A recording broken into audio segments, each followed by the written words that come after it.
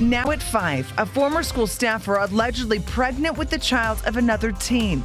We break down the story out of Granite School District and ask how something like this could happen on school grounds. Plus, crazy that there's been so many in such a short period of time. A string of fires devastating homes and families in Provo could be connected. Why police say the teenager they now have in custody is the missing link. And I hate Southwest. I hate them. Travelers stranded after the holidays. Some celebrate finally touching down as the hope of getting home soon dwindles for others. What's at the heart of the meltdown? Live, we're there for you. ABC 4 News at 5 starts now. Good evening, I'm Emily Flores. Glenn Mills is off today. Thank you so much for joining us. Our top story this evening, a staff member at Granite Park Junior High School arrested and fired for allegedly having sex with a student and getting pregnant with the 14-year-old's child.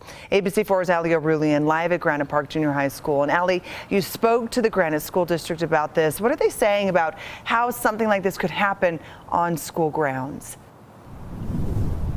Well, Emily, they're still trying to, nail down those details and figure that out. A lot of people have that same question. Now, the victim of this, just 13 years old when it all started, when 29-year-old Kimberly Cruz Romero allegedly sexually abused him. Now, sometimes this happened right here in the school. And when the victim tried to cut ties with Romero, allegedly gang members from the gang that she is a part of threatened him.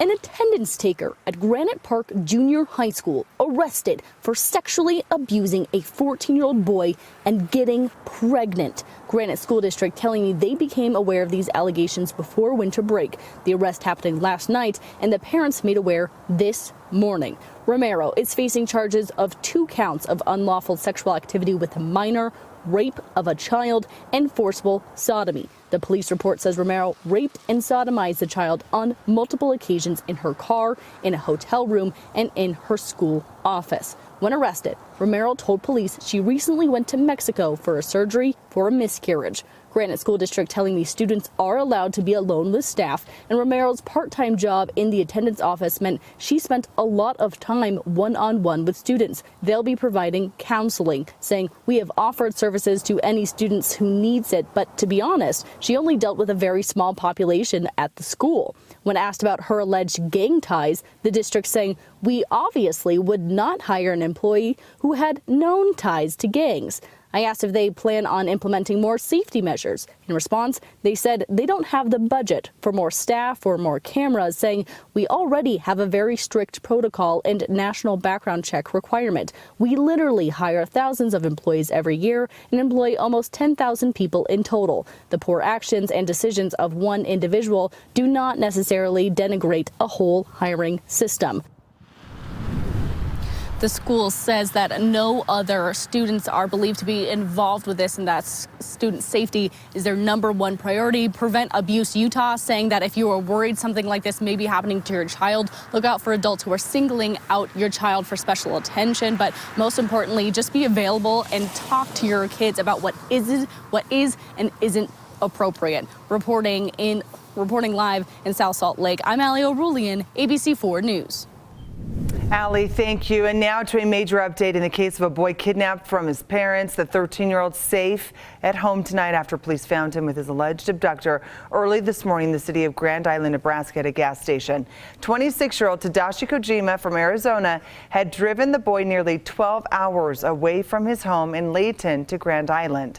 This after the two met through an internet game, Kojima using the alias Hunter Fox. His birth name was Aaron Zeman, but he changed it to the name of a famous illustrator for popular anime. The child's parents reached out to police weeks earlier, alleging the man was sending their child naked photos and sexual texts. Police booked Kojima into a local jail for kidnapping and resisting arrest. His bond is set at $100,000.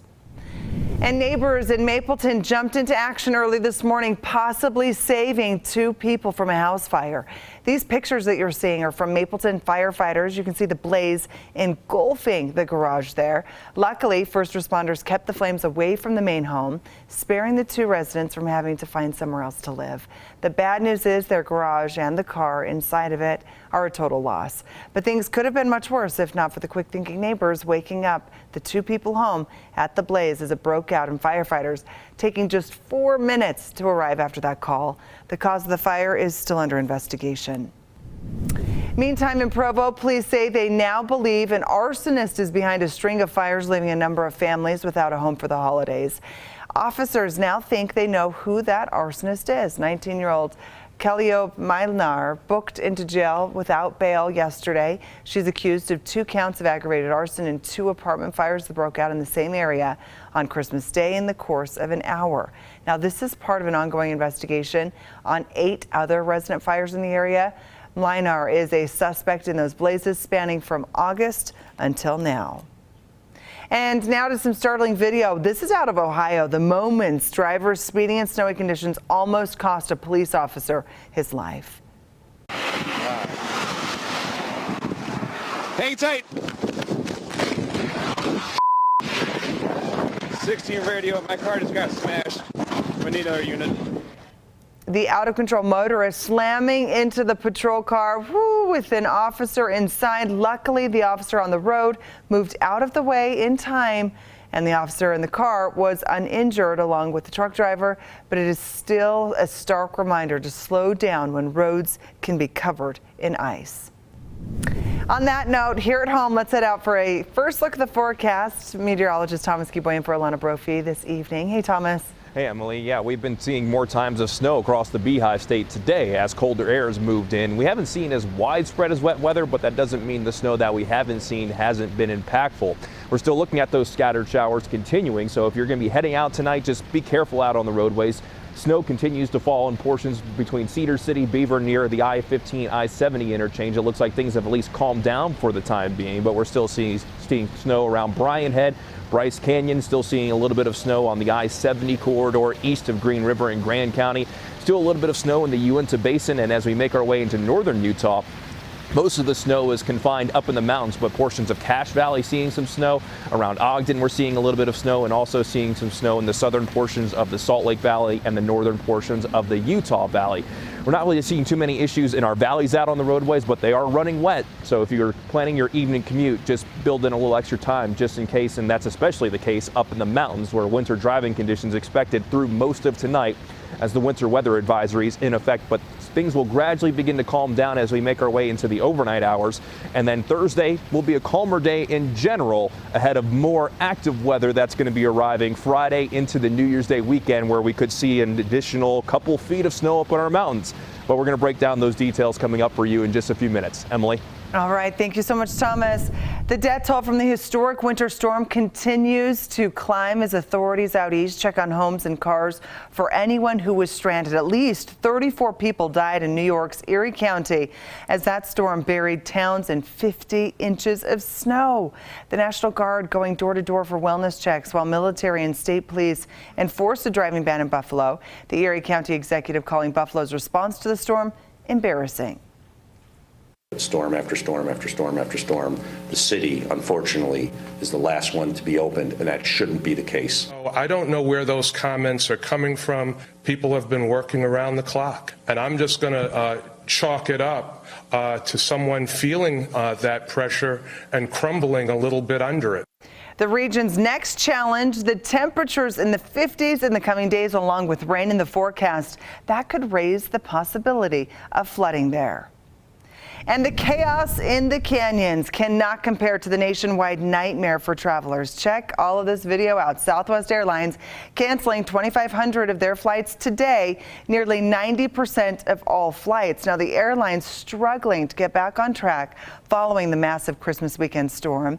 ABC's Alexis Christoforous has the details. I'm telling you, it was a long trip. Yes. Oh my God, 25 hours. Southwest Airlines trying to make good after a major meltdown, chartering this bus from New York's LaGuardia Airport to Houston. Oh, I hate Southwest. I hate them. I'm still stranded. I need to drive 9 more hours. My feet are swollen. I'm upset. I'm stressed. I'm tired. And I hate them. Since Monday, Southwest has canceled more than 8,000 flights, even as other airlines have recovered from the massive Christmas weekend storm, leaving thousands of passengers stranded. We were on the plane for about 3 hours before they deplaned us and canceled our flight, and then our next available flight is December 30th. Officials saying the problems go beyond weather, including staffing issues, outdated IT infrastructure, and the airline's point-to-point flight system, making it more vulnerable to widespread problems when issues arise. The hub and spoke system used by most other major carriers helps isolate problems. I'm truly sorry. 2 days into the mass cancellations, an apology from Southwest's CEO. Our plan for the next few days is to fly a reduced schedule and reposition our people and planes, and we're making headway. U.S. Transportation Secretary Pete Buttigieg calling the meltdown unacceptable and vowing to hold the airline accountable. We are past the point where they could say that this is a weather-driven issue. What this indicates is a system failure. A Southwest spokesperson telling affected passengers that they should keep all hotel, car rental, and meal receipts, promising to reimburse them for expenses incurred because of the record delays and mass cancellations. Alexis Christoforous, ABC News, New York. Thank you, Alexis. Still ahead, battle over the U.S. border will bring the latest after the High Court decides to keep pandemic-era limitations. What asylum seekers say it means for them. And in southern Utah, we've seen portions of snow. This is the view from Cedar City, where a nice little blanket of snow left over after the scattered showers earlier. We're going to keep the chance for scattered showers into tonight, then calmer weather Thursday, then back to active weather on Friday. We'll break down the details in Utah's most accurate forecast coming up shortly after the break. Stay with us.